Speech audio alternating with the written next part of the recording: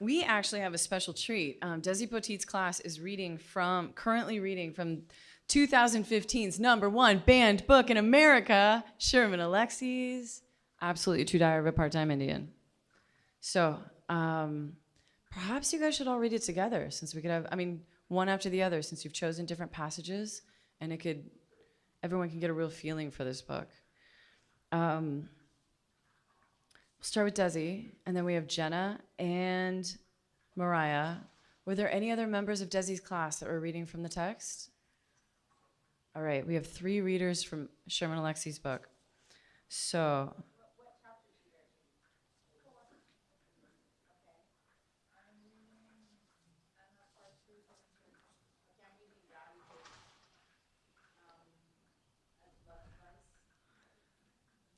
why don't you guys come on up, and you can organize it up here.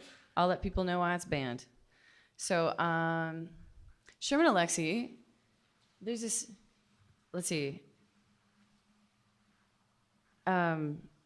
In general, this book has been challenged by parents who think that it includes discussions, that it includes discussions not suitable, again, for children.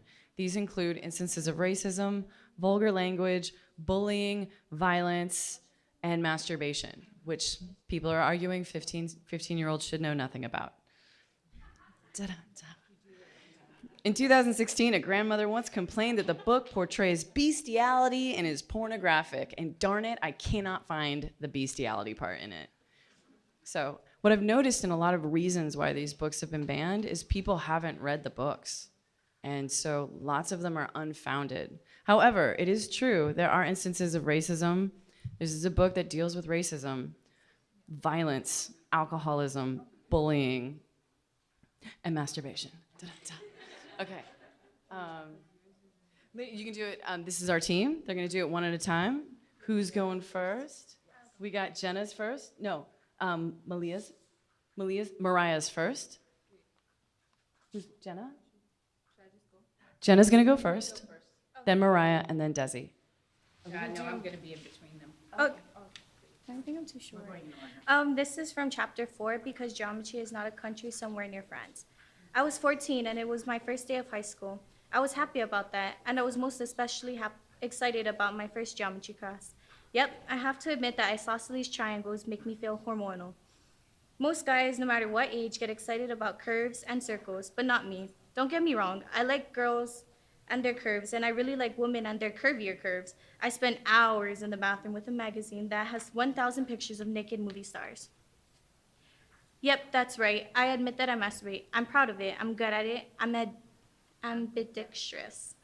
If there were a professional masturbators league, I'd get drafted #1 and make millions of dollars. And maybe you're thinking, well, you really shouldn't be talking about masturbation in public. Well, tough. I'm going to talk about it because everybody does it and everybody likes it. If God hadn't wanted us to masturbate, then God wouldn't have given us thumbs. So I thank God for my thumbs. But the thing is, no matter how much time my thumbs and I spend with spend with the curves of imaginary women, I am much more in love with the right angles of buildings. When I was a baby, I'd crawl under my bed and snuggle into a corner to sleep. I just felt warm and safe, leaning into 2 walls at the same time. When I was 8, 9, and 10, I slept in my bedroom closet with the door closed. I only stopped doing that because my big sister Mary told me that I was just trying to find my way back into my mother's womb. That ruined the whole closet thing for me. Don't get me wrong, I don't have anything against my mother's womb. I was built in there after all. So I have to say that I am a pro-womb. But I have zero interest in moving back home to speak. My sister is good at ruining things. After high school, my sister just froze. Didn't go to college, didn't get a job, didn't do anything. Kind of sad, I guess. I'm gonna read.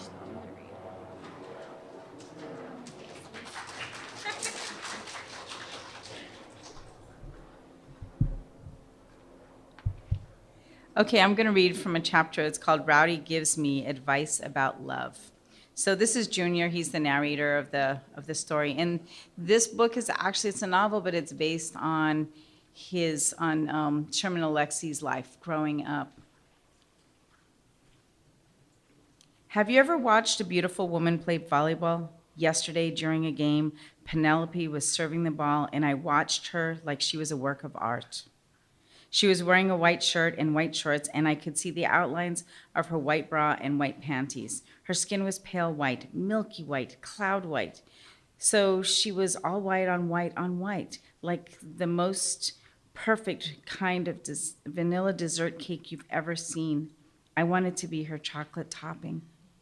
She was serving against the mean girls from Davenport, Lady Gorillas. Yeah, you read that correctly. They willingly called themselves the Lady Gorillas, and they played like super strong primates too. Penelope and her teammates were getting killed. The score was like 12-0 in the first set, but I didn't care. I just wanted to watch the sweaty Penelope sweat her perfect sweat on that perfectly sweaty day. She stood at the service line, bounced the volleyball a few times to get a rhythm, then tossed it into the air above her head. She tracked the ball with her blue eyes, just watched it intensely, like that volleyball mattered more than anything else in the world. I got jealous of that ball. I wished I was that ball. As the ball floated in the air, Penelope twisted her hips and back and swung her right arm back over her shoulder, coiling like a really pretty snake. Her leg muscles were stretched and taut. I almost fainted when she served. Using all of that twisting and flexing and concentration, she smashed the ball and aced the Lady Gorillas. And then Penelope clenched a fist and shouted, "Yes!" Absolutely gorgeous. Even though I didn't think I'd ever hear back, I wanted to know what to do with my feelings, so I walked over to the computer lab and emailed Rowdy. He's had the same address for the 5 years. "Hey, Rowdy," I wrote, "I'm in love with a white girl. What should I do?" A few minutes later, Rowdy wrote back, "Hey, asshole," Rowdy wrote back, "I'm sick of Indian guys who treat white women like bowling trophies. Get a life." Well, that didn't do me any good, so I asked Gordy what I should do about Penelope. "I'm an Indian boy," I said. "How can I get a white girl to love me?" "Let me do some research on that," Gordy said. A few days later, he gave me a brief report. "Hey, Arnold," he said, "I looked up 'In Love with White Girl' on Google and found an article about that white girl named Cynthia who disappeared in Mexico last summer. You remember how her face was all over the papers and everybody said it was such a sad thing?" "I kind of remember," I said. "Well, this article said that over 200 Mexican girls have disappeared in the last 3 years in that same part of the country, and nobody says much about that. And that's racist. The guy who wrote the article says people care more about beautiful white girls than they do about everybody else on the planet. White girls are privileged. They're damsels in distress." "So what does that mean?" I asked. "I think it means you're just a racist asshole like everybody else." Wow. In his own way, Gordy the bookworm was just as tough as Rowdy.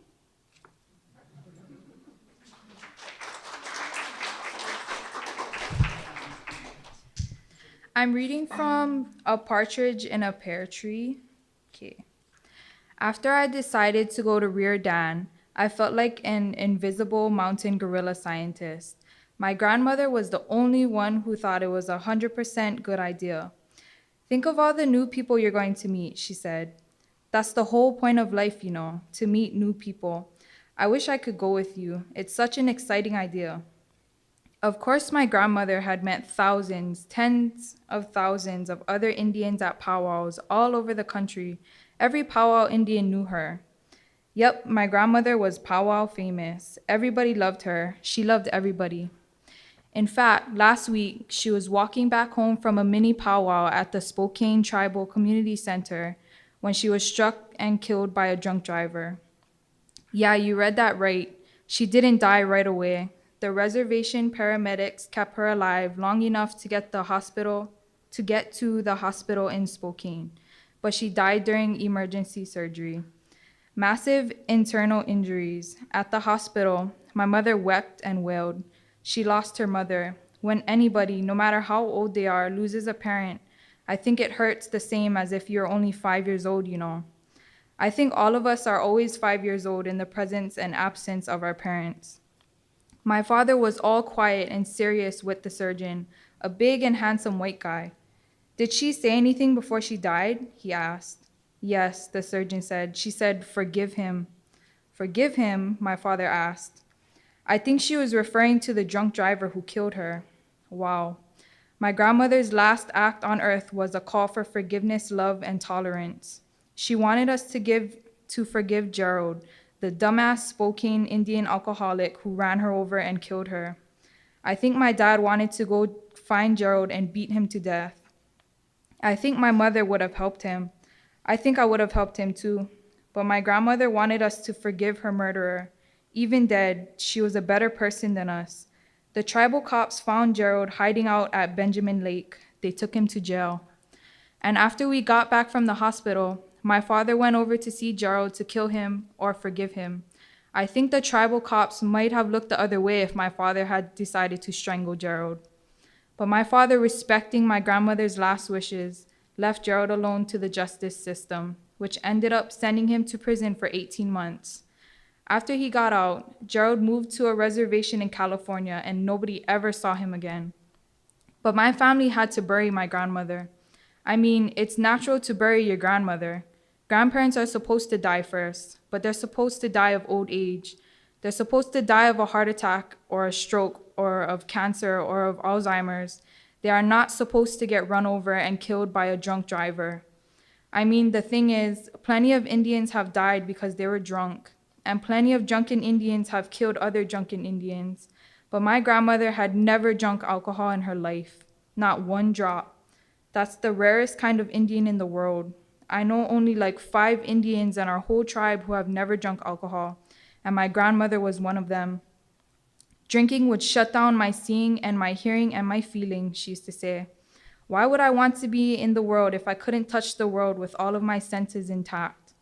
Well, my grandmother has left this world and she's now roaming around the afterlife.